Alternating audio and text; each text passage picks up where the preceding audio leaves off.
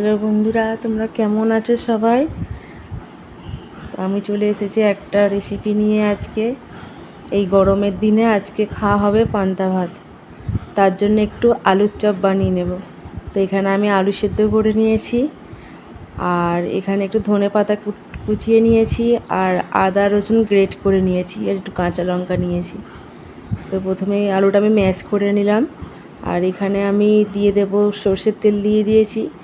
এবার প্রথমে আমি এখানে তেলটা গরম হয়ে গেছে আমার, এখানে এবার আমি রসুনটা দিয়ে দিলাম। রসুনটা একটু ভাজা হয়ে গেলে তারপর আদা দিয়ে দেব, দিয়ে তারপর কাঁচা লঙ্কা ওটা দিয়ে দেব। তারপর একটু নাড়াচাড়া করে দিয়ে দেব হচ্ছে আলুটা।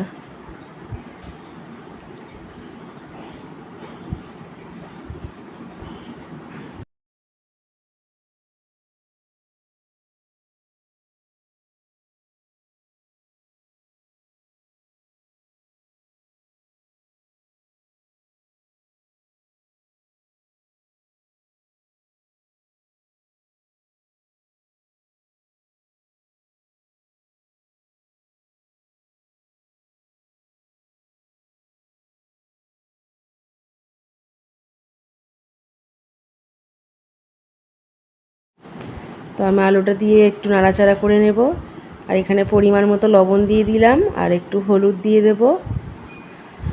তারপর আমি ধনে পাতাটা দিয়ে দেব, দিয়ে ভালো করে মিক্স করে নেব।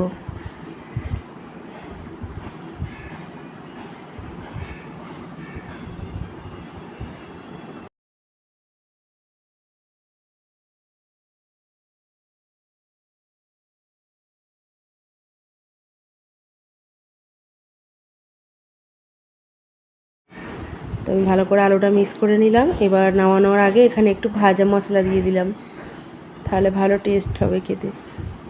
তো আবার একটু ভালো করে মিক্সড করে নেব। তারপর আমি এটা ঢেলে রাখবো অন্য জায়গায়।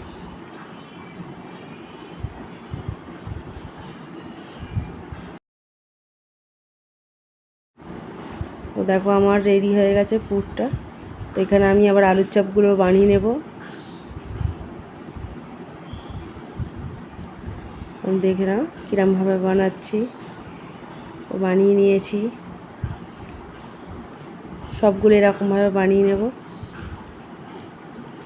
একটু এখানে গুঁড়ো বেসন দিয়ে দিলাম, না হলে হাতে লেগে যাবে, তো থালার মধ্যেও লেগে যাবে, তোলা যাবে না ভালোভাবে, তার জন্য একটু গুঁড়ো বেসন দিয়ে দিয়েছি।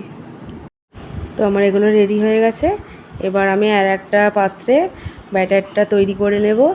এখানে বেসন নিয়ে নিয়েছি, আর পরিমাণ মতো লবণ দিয়ে দিলাম, আর হলুদ দিয়ে দিলাম একটু, আর অল্প একটু লঙ্কার গুঁড়ো দিয়ে দিলাম। এবার বেসনটা ভালো করে আমি ব্যাটারটা তৈরি করে নেব। আর এখানে কড়াইতে সাদা তেলটা গরম করতে দিয়ে দিলাম।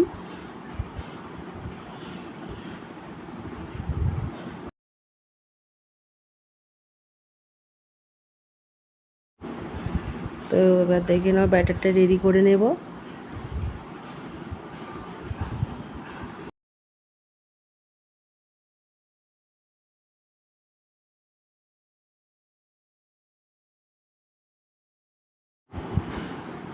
ব্যাটারটা আমার রেডি হয়ে গেছে। এবার আমি একে একে আলুর চপগুলো ভেজে নেব।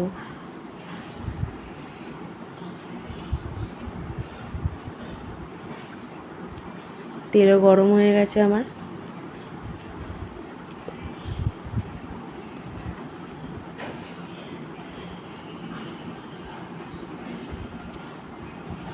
এবার আমি আলুর চপগুলো একে একে করে ভেজে নেব।